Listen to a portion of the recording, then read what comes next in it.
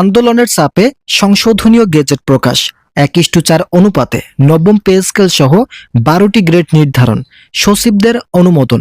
ইতিমধ্যে সচিবরা অনুমোদন দিয়েছে নবম পে স্কেল বাস্তবায়ন করার ক্ষেত্রে 12টি গ্রেডেই নবম পে স্কেল বাস্তবায়ন হতে যাচ্ছে। এই বিষয়ে আলোচনা করার শুরুতে আপনাদের কাছে রিকোয়েস্ট করতেছি, আপনারা অবশ্যই এই চ্যানেলটি সাবস্ক্রাইব করে পাশে থাকা বেল আইকনটি অল করে দিন।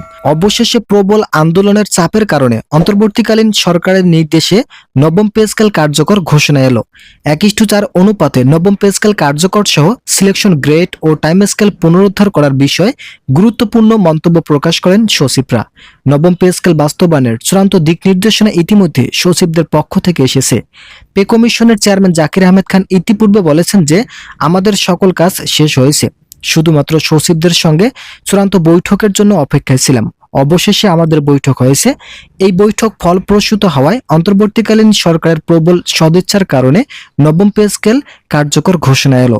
একই সঙ্গে পে কমিশনের চেয়ারম্যান বলেন, আমরা প্রায় দীর্ঘ 4 মাস থেকে বেতন ও ভাতা বৃদ্ধির জন্য একাধিকবার বৈঠক করেছিলাম। তবে এতটা কাছাকাছি সময় নবম পে স্কেল কার্যকর করার ফলে আমরা দেশের অর্থনৈতিক উন্নয়নের গতিশীলতা বৃদ্ধি করতে সক্ষম হয়েছি। প্রাথমিকভাবে আমাদের ধারণা ছিল যে নবম পে স্কেল বাস্তবায়ন করতে হয়তো অনেক সমস্যায় জর্জরিত হতে হবে, কিন্তু সকল রাজনৈতিক বৃন্দ ও অর্থনীতিবিদরা আমাদেরকে যথাসাধ্য সাহায্য করেছেন, যার ফলস্বরূপ নবম পে স্কেল দ্রুত গতিতে কার্যকর করা আমাদের জন্য সহজতর হয়েছে। ভিডিওটির এই মুহূর্ত পর্যন্ত এসেও আপনারা যারা এখন পর্যন্ত আমাদের এই চ্যানেলের নতুন সদস্য আছেন তারা সাবস্ক্রাইব করে পাশে থাকা বেল আইকনটি অল করে দিন। ইতিমধ্যে অর্থ মন্ত্রণালয়ের অর্থ উপদেষ্টা ও পে কমিশনের চেয়ারম্যানের মধ্যস্থতায় একটি বৈঠক হয়েছে। এই বৈঠকে আলোচনা ফলপ্রসূ হওয়ার কারণে বাংলাদেশের অর্থনৈতিক দিককে বাজে রেখে নবম পে স্কেল কার্যকরের বিষয়টি সামনে আসে।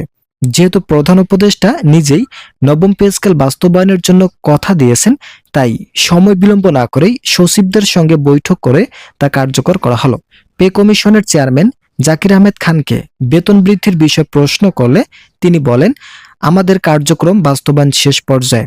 আগামী ডিসেম্বর মাসের প্রথম সপ্তাহে একটি গেজেট প্রকাশ করা হবে, যেখানে সরকারি চাকরিজীবীদের নবম পে স্কেল বাস্তবায়ন সহ দীর্ঘদিনের বৈষম্য চিরতরে মুক্তি দেওয়ার বিষয়গুলো উল্লেখ থাকবে। একই সঙ্গে সরকারি চাকরিজীবীরা দীর্ঘ 10 বছর থেকে যে ধরনের সুযোগ সুবিধা থেকে বঞ্চিত ছিল, এ সকল সুযোগ সুবিধার প্রাপ্যতা হিসেবে এককালীন আর্থিক সহায়তা দেওয়া হবে। বিশেষ করে 3টি টাইম স্কেল ও সিলেকশন গ্রেড সহ বিভিন্ন ধরনের সুযোগ সুবিধা বন্ধ করে দেওয়া হয়েছিল। এ ধরনের সুযোগ সুবিধাগুলো চালু করা হলে সরকারি চাকরিজীবীদের দীর্ঘদিনের আর্থিক সমস্যার সমাধান ঘটবে। আজ যেহেতু আলোচনা হয়েছে, তাই বলা বাহুল্য যে সরকার কর্তৃপক্ষের মন্তব্যের উপর নির্ভর করে সরকারি চাকরিজীবীদের বেতন আগামী ডিসেম্বর মাস থেকে কার্যকর সিদ্ধান্ত আসবে। ভিডিওটির এই মুহূর্ত পর্যন্ত এসেও আপনারা যারা এখনো আমাদের এই চ্যানেলের নতুন সদস্য আছেন তারা সাবস্ক্রাইব করে পাশে থাকা বেল আইকনটি অল করে দিন। গ্রেড সংখ্যা কতটি রাখা হবে এ বিষয়ে জানতে চাইলে পে কমিশন বলেন, 12টি গ্রেড রাখার মাধ্যমে সরকারি চাকরিজীবীদের নবম পে স্কেল বাস্তবায়ন করা হবে। আমরা প্রাথমিক দিকে 14টি গ্রেড রাখার সিদ্ধান্ত নেই, কিন্তু কর্মচারীদের আর্থিক দুর্বলতা লক্ষ্য করে নতুনভাবে সংস্কার করা হলো। এই সংস্কারের ফলে সরকারি কর্মকর্তা ও কর্মচারীদের দীর্ঘদিনের হতাশা একেবারেই দূর হবে বলে মন্তব্য করেন পে কমিশন। তবে সরকারি চাকরিজীবীরা জানিয়েছেন যে যদি বেতন সামঞ্জস্যতার উপর বৃদ্ধি করা না হয় তাহলে তারা নবম পে স্কেলকে প্রত্যাখ্যান করবেন। এছাড়া সরকারের বিরুদ্ধে কঠোরতম আন্দোলনে যাবেন। তাই অন্তর্বর্তীকালীন সরকারের উচিত হবে দ্রুত গতিতে নবম পে স্কেল বাস্তবায়ন করার মাধ্যমে আর্থিক সমস্যার সমাধান করা। সরকার কর্তৃপক্ষ ইতিমধ্যেই ইতিবাচক মন্তব্যের ফলে ধারণা করা হচ্ছে তারা বৈঠকের মাধ্যমে সকল সিদ্ধান্ত গ্রহণ করেছে, যে সিদ্ধান্তগুলো সরকারি চাকরিজীবীদের আর্থিক দুর্বলতাকে গতিশীল করে তুলবে। আমরা আশাবাদী অন্তর্বর্তীকালীন সরকার তার শাসনামলেই নবম পে স্কেল কার্যকরের সিদ্ধান্ত আসবে।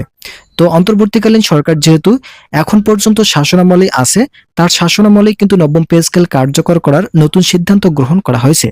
তো বিভিন্ন সূত্র থেকে জানা যাচ্ছে এবং সচিবরা ইতিমধ্যে মন্তব্য করেছেন, অন্তর্বর্তীকালীন সরকার ক্ষমতা যতদিন পর্যন্ত আছে ঠিক ততদিনের মধ্যেই নবম পে স্কেল কার্যকর করা হবে। যদি নির্বাচিত সরকার আসে সেক্ষেত্রে নবম পে স্কেল বাস্তবায়ন সহ বিভিন্ন ধরনের কার্যক্রমগুলো স্থগিত হয়ে যেতে পারে। তাই অন্তর্বর্তীকালীন সরকারের আমলেই নবম পে স্কেল কার্যকর করার মাধ্যমে সরকারি চাকরিজীবীদের ভাগ্যের পরিবর্তন ঘটানো হবে এবং সেখানে 1:4 অনুপাতে নবম পে স্কেল সহ 12টি গ্রেড নির্ধারণ করা হবে, যেটাকে বলা হয় 2015 সালের অষ্টম বেতন স্কেলকে সংশোধনের মাধ্যমে একটি নতুন বেতন স্কেল নির্ধারণ করা। আজকের এই ভিডিওটি এ পর্যন্ত। আশা করি ভিডিওটি থেকে অনেক উপকার পেয়েছেন। যদি উপকার পেয়ে থাকেন তাহলে অবশ্যই চ্যানেলটি সাবস্ক্রাইব করে পাশে থাকা বেল আইকনটি অল করে দিন।